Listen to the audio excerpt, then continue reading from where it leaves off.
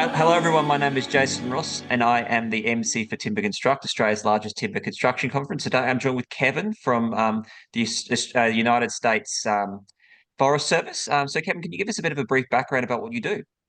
Work for the U.S. Forest Service, and I work actually for our state, private, and tribal section. So not on the national forest. So I work with industry partners.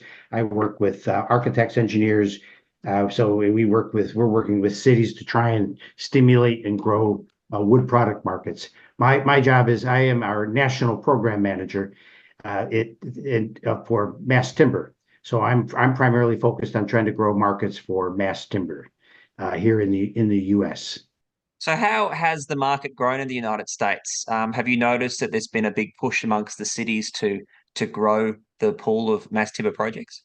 Yeah, it's interesting. So, right, we started mass timber in 2014. I think we saw the first project here in the U.S. and we now have. I think it's been slow, but I think it's changing now. The right because we're our roughly 1,500 buildings either have been constructed or are in design here in the U.S. Um, and that number is growing increasingly. Part of that, I think, is that the federal government made a commitment to be net carbon zero by 2050. And now a lot of cities in the US have made commitments to be net carbon zero by 2050. And they recognize, and one of the ways to be able to do that is to build buildings that have a lower carbon footprint from the get-go, right?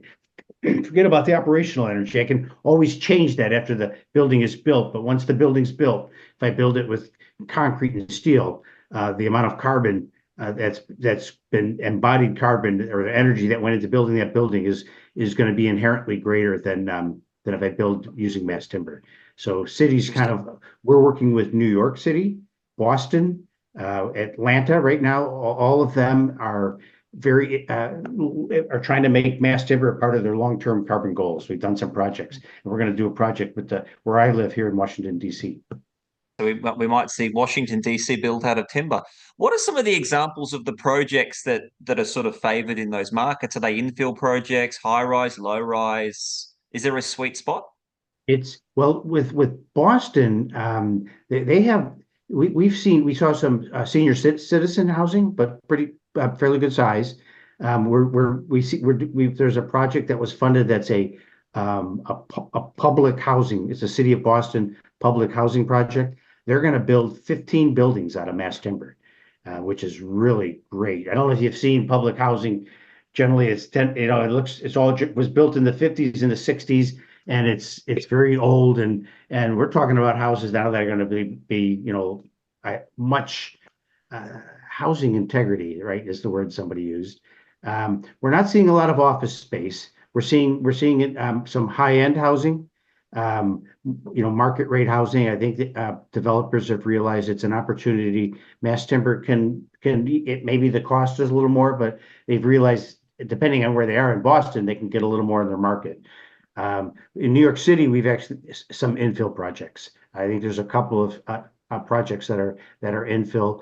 I have there's a project that we're funding in Minneapolis that's going to be an infill project. So we're starting to see more of those, right? Because it really is kind of a great idea.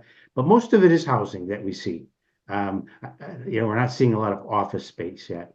But generally, the housing is mixed use, right? Commercial on the ground floor, and then residential above.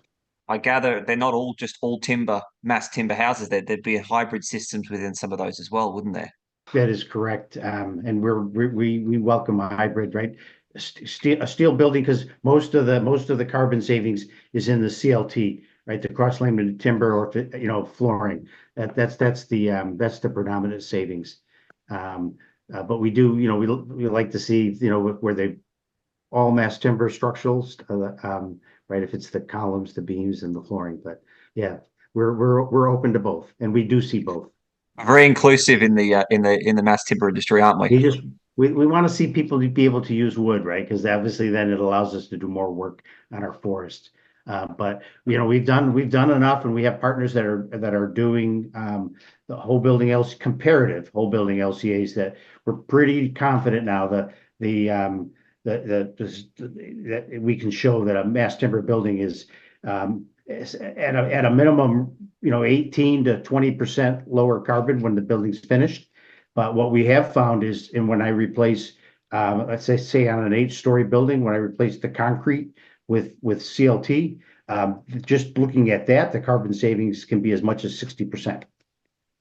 So but then, once I factor in the whole building, it gets reduced. How has the impact of the recent international building code changes impacted upon mass timber adoption across the United States? The interest in architects now has increased tremendously. I mean, we did in New York City when they did the accelerator project, right? They had 7 people that got funded to just look at mass timber, and then they had to present. They had them present to the general building community public. There were over 250 architects, engineers, developers that came to look at that, right? Because they're interested, right? They really want to be able to build with mass timber. So we're finding now that and with the new building code, obviously it's right. It says that, hey, if the community I live in has accepted that or adopted that, it's going to be a lot easier for me to get a building through the code officials. And that is all to do with the encapsulation, isn't it, of the buildings as well as the fire safety requirements. Is that correct? Yeah, none of the buildings that in the U.S. Have exposed mass timber. They all have to have some sort of encapsulation. It's interesting because obviously at TimberConstruct, we've got a few sessions looking at standards, and I understand that you are presenting on a panel that's chaired by our conference organizer, Andrew Dunn, that's looking at the North American examples and seeing how we can sort of embrace those in the Australian context as well. Have you noticed that across the United States, there's been a greater uptake in mass timber buildings, particularly in the Northeast and also in the American South, as well as the Pacific Northwest as well? Yeah, I'm going to answer that. But when we talked about the encapsulation, that's the exterior, right? Not the interior, Yes, right? And the correct, interior is correct. exposed. I just want to make sure that was clear. That's So okay. That's okay. yeah, we are seeing a lot of buildings in the central part in Texas, Colorado. We're seeing a lot of growth there. In the Northeast, we started investing a little more heavily, right, to try to stimulate the Northeast market. We're seeing almost most major cities now. There's a lot of more growth in mass timber. So it's no longer at the West Coast, the Pacific Northwest, or California. That's kind of where mass timber kind of got its start, and we saw a lot of buildings, but we're seeing them in Atlanta. We're seeing them in Florida. Because mass timber, because some of those areas, right, they may, as you get to the very south, just like any building, they'll build mass timber up on a concrete podium, and so it's termites aren't necessarily an issue, right? That's been a concern for people, right? And you live in the South, there's two types of buildings: those that have termites and those that are going to get them. It's a bit like living in the northern parts of Australia as well. Termite damage is But very, very, very pertinent to a lot of buildings in the northern parts of the country. And it's interesting you say that because I understand there's been a big take up of new conferences, particularly. It's not just in the Pacific Northwest now where they've actually got these conferences and these collaborative events to try to promote. You've also got the East as well, and also the South as well, haven't you, in terms of growing that pie as well?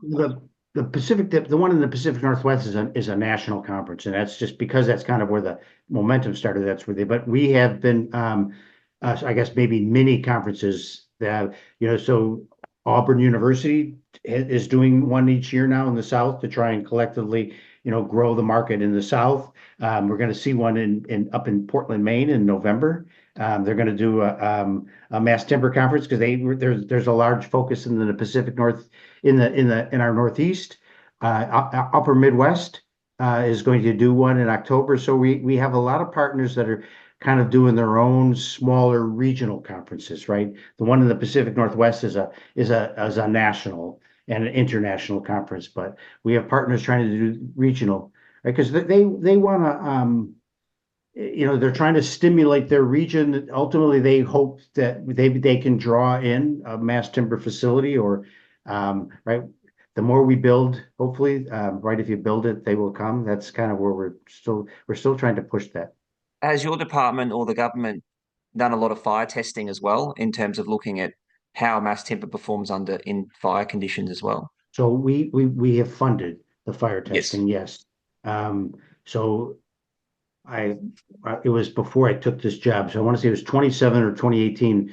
We funded fire testing that got the 2021 code changed and to include tall timber buildings.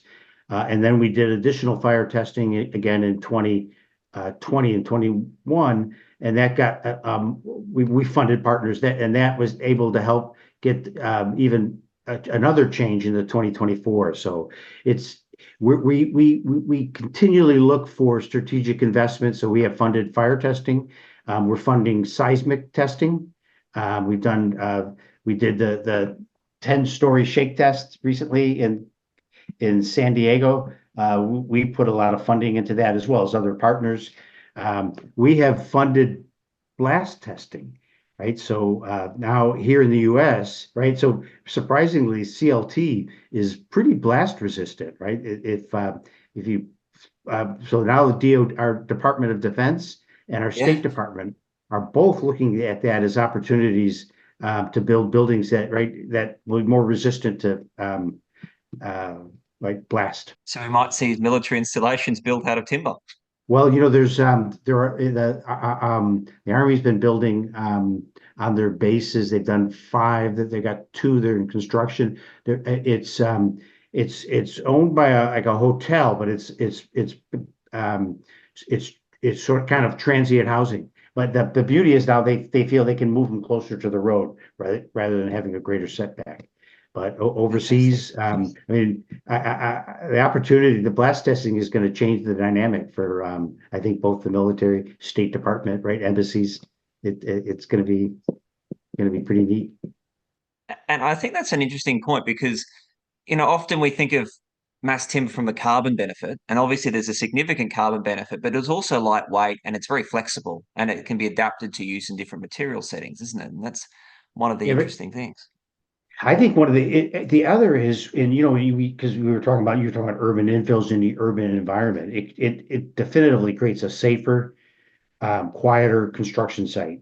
Hmm. Right? Because you bring a truck in, you put the pieces in place, the truck goes away.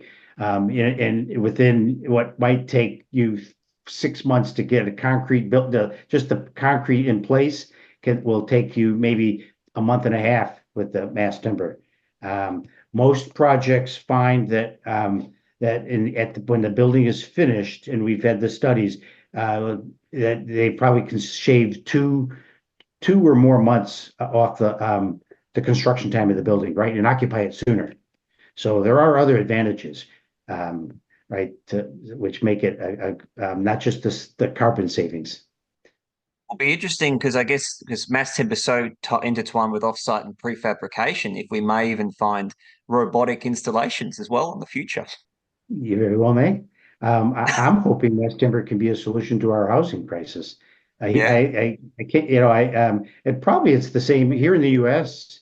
Young people aren't going into the trades so much anymore, right? They're not Mm. becoming carpenters, plumbers, electricians.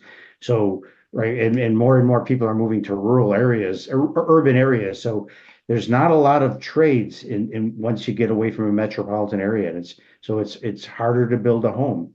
And we have a lot of partners, and I know they're doing it in Europe that are banking on they can prefabricate or maybe housing assemblies and bring them in place, or they can just bring the flat pack and bring the pieces, put them in place, and then maybe drop in a core. So Mm. you do all that with less labor. So hopefully it can be a solution to our housing problem in the rural environment. I think urban is a little easier because we have the manpower, but not Yeah. necessarily once you get away from metropolitan areas. I guess the labor shortage, particularly in the Western world, whether in the United Kingdom, North America, Australia, New Zealand, and even China. It's a global issue at the moment. You're heading down this part of the world, aren't you, to attend the conference in person? I am coming down there. I'm looking forward to it. I don't think I've been below the equator before. So hopefully I won't fall off, Jason, right? Because I'm up on top of the earth, right? If I get to the bottom, I don't want to fall off. So you're heading down to Melbourne, which is the apparently the southernmost capital in the world. So, Ah, so like North America, we're a very large and expansive country. So you've got the north and you've got the south, and they're very I'm different weather looking, patterns, very different construction systems as well. I know it's pretty big. I'm looking forward to it. Yeah. Um, so I'm excited, and I think I'm excited for just the cross pollination of learning that I'll get out of the just my time down there. Kevin, thank you very much for your time today. And we can't wait to see you on the 12th and 13th of August in Melbourne for Timber Construct, Australia's largest timber construction conference and seminar. And and tickets are still on sale. So for anyone that's looking to attend, please visit timberconstruct.org and we can't wait to see you there. All right, thanks, Jason.